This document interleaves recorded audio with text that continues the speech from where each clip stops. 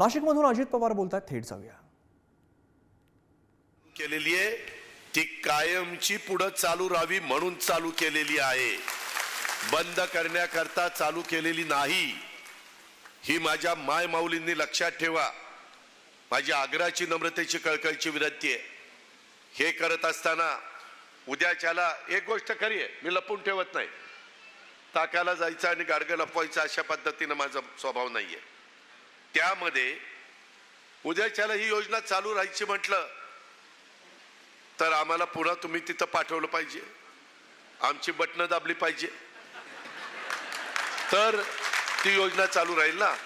योजना आम्ही आणलेली आहे. योजनाचा खर्च 45,000 कोटी रुपयाचा आम्ही अभ्यास केलेला आहे. कसे रिसोर्सेस उभे करायचे, कसं त्याच्यातनं इतर कामामध्ये काटकसर करायची, वायफळ खर्च कसा कमी करायचा आणि त्याच्यातनं पै कसं वाचवायचं. थेंबे थेंबे तळे साचे जसं म्हणतो, तुम्ही संसार करत असताना ज्या पद्धतीनं संसार करता आणि महिन्याला व्यवस्थितपणे सगळं घरातलं भागवता, त्या प्रकारे आम्हाला पण ह्या 13-13.5 कोटी जनतेचा संसार आम्ही सगळेजण या सरकारमध्ये करतोय. त्याकरता माझी तुम्हाला विनंती आहे की आपण अतिशय सक्षमपणे पुढे चाललोय. तुमचं सबलीकरण करण्याच्या करता, तुम्हाला सक्षम करण्याच्या करता, तुम्हाला उद्याच्याला काही मनात आलं की बाबा आपले कारभारी पैसा देत नाही किंवा घरातलं कोणी पैसा देत नाही, स्वतःच्या कामाच्या करता तुम्ही वर्षाला 18,000 रुपये मिळणार आहेत, महिन्याला 1,500 रुपये, 2-2 महिन्याचे 3-3 रुपये, त्याच्यातनं तुम्ही तुमच्या करता पैसे खर्च करू शकता. तो तुमचा अधिकार आहे, तो तुम्हाला मिळाला पाहिजे.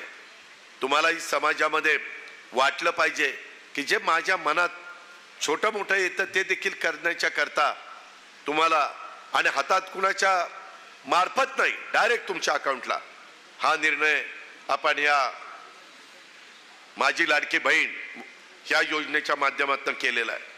त्याच्यामध्ये आम्ही थांबलेलो नाही.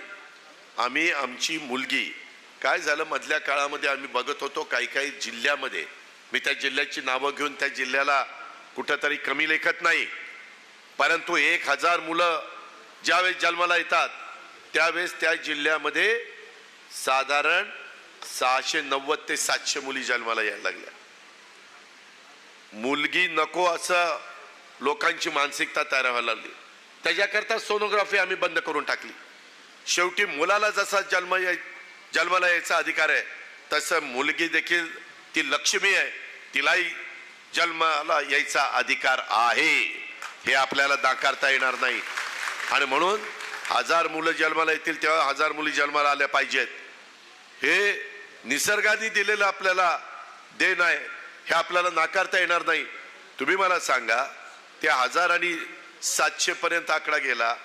मी गमतीनं तुम्हाला सांगतो, तिथं तर 1 कोटी समजा लोकसंख्या झाली मुलांची, तर 70 लाखच मुली, 30 लाख मुलांनी कुठं जायचं लग्न करायला? हे चेष्टेचा भाग नाही, ही वस्तुस्थिती आहे, ही वस्तुस्थिती आहे. आणि म्हणून आम्ही मुलगी जरी जन्माला आली तर आज आपण एक योजना आणलेली आहे, ती योजना देखील चालू आहे. तुमच्या घरामध्ये एखादी मुलगी आली तर तिला आपण 18 वर्षाची होईपर्यंत 1,01,000 रुपये हे तिला टप्प्याटप्प्यामध्ये देतो. त्याच्यामध्ये लेक लाडकी योजना आहे, आम्ही ती 2023 पासून सुरू केलेली आहे.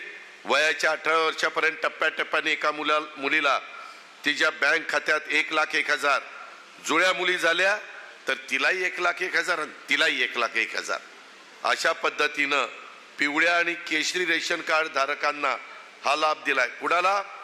गरिबांना दिलाय, ज्यांचं वार्षिक उत्पन्न 1 लाखापर्यंत आहे. अशा प्रकारच्या योजना आहेत. का तर महिलाचं सबलीकरण झालं पाहिजे, सक्षमीकरण झालं पाहिजे. आणि त्याच्यातनं आता आणलेली 21 ते 65 वयोगटातली ती योजना 1,500 रुपये प्रमाणेची, ती पण योजना माझ्या मायमाऊलींनो ही तुमच्याकरता आहे. त्याचबरोबर अनेक वेगवेगळ्या प्रकारच्या योजना. काही जण आता मला महिला भेटल्या, आम्ही 65च्या पुढच्या आहोत, त्याच्यावर आमचा फॉर्म ग्राह्य धरला जात नाही. त्याच्याकरता देखील निराधार असल्या तर त्यांना देखील योजना चालू आहे. निराधारमध्ये संजय गांधी निराधार, त्याच्यामध्ये श्रावण बाळ, त्याच्यात पण योजना चालू आहे. कुठली तरी एक योजना ही त्यांना लाभ म्हणून लाभार्थी आम्ही देणार. आता एक वयोश्री योजना 65 वर्षापेक्षा जास्त वय असलेल्या ज्येष्ठ नागरिकांना, आमचे पुरुष असेल किंवा आमची स्त्री असेल, तिला ऑनलाईन अर्ज करायचा. 3,000 रुपयापर्यंत तिला आम्ही आर्थिक लाभ देणार. कशा करता? ज्येष्ठ नागरिकांना चष्मा घ्यायचा असेल, ऐकायला कमी येतं श्रवण यंत्र घ्यायचं असेल, फोल्डिंग वॉकर चालण्याच्या करता कधी अडचण येतं तो घ्यायचा असेल, अशा प्रकारची साधनं उपकरणं खरेदी करण्याच्या करता ज्येष्ठ नागरिकांचं मानसिक स्वास्थ्य चांगलं ठेवण्याकरता ही वयोश्री योजना सुरू केलेली आहे. मला राजेंद्रजी तुम्हाला सांगायचं आहे, बाकीच्या सगळ्या माझ्या सहकारी मित्रांना पदाधिकाऱ्यांना सांगायचं आहे, त्याच्या संदर्भामध्ये रवींद्रजी तुम्हाला पण सांगायचं आहे आणि माझ्या इतर सहकारी मित्रांना पण त्या ठिकाणी सांगायचं आहे. सागर तुलाही सगळ्यांना सांगायचं आहे की ह्या योजनेची माहिती घ्या आणि आपल्या इथल्या वयस्कर माणसांच्या करता ज्यांचं उत्पन्न कमी आहे त्यांच्यापर्यंत पोहोचवण्याचं काम करा. ही जनसन्मान यात्राच त्याच्याकरता आहे की जनतेचा सन्मान झाला पाहिजे. आम्ही जनसेवक आहोत, आम्ही लोकप्रतिनिधी असलो तरी जनतेचं सेवक म्हणून आम्ही काम करतोय. त्याच्यात आम्हाला समाधान मिळतं. ते व्रत आम्ही वाहून घेतलेलं आहे. त्याच्यामध्ये माझ्या महिलांच्या करता पिंक ई रिक्षा पण आहे. ते 18 ते 35 वयोगटातले आहेत, त्याची पण माहिती द्या. त्याच्यामध्ये ज्यांना स्वतःची रिक्षा चालवायची 10% त्यांचे, 20% आमचे राज्य सरकारचे.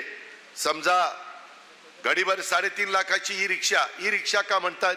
ई म्हणजे ई नाही म्हणजे काय बाई, ई त्यातली ई नाही.